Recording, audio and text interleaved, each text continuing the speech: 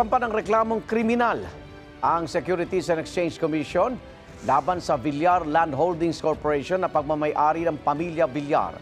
Ayon sa SEC, pareha sa mga paglabag sa Securities Regulation Code tulad ng market manipulation, insider trading at misleading disclosures. Ang mga respondent ay sina Villar Land Chairman at dating Senate President Manny Villar, dating Senadora Cynthia Villar, mga anak na sina Paulo at incumbent Senators Mark at Camille Villar, at tatlong iba pang opisyal na Villar Land.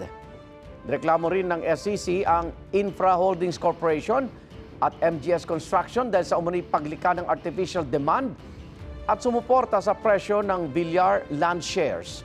Sinampa ang reklamo ng SEC kasunod ng kanilang investigasyon sa public disclosures at trading activities ng Villar Land.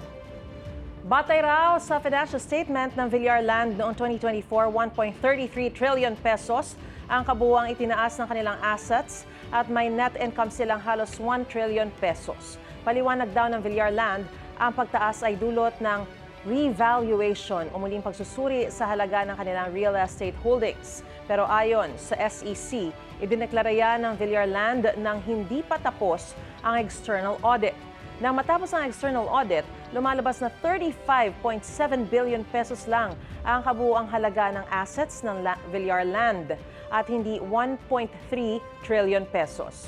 May mga alegasyon din ng insider trading laban kay Senador Camille Villar. Bumilian nila ang senadora ng 73,600 shares noong December 2017 bago inilabas ang isang corporate disclosure na nagresulta sa pagtaas ng presyo ng shares.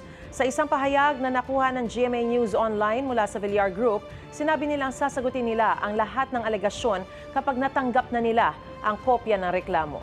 Sinusubukan ding kunin ang pahayag ng iba pang inireklamo ng SEC pero wala pa silang tugon.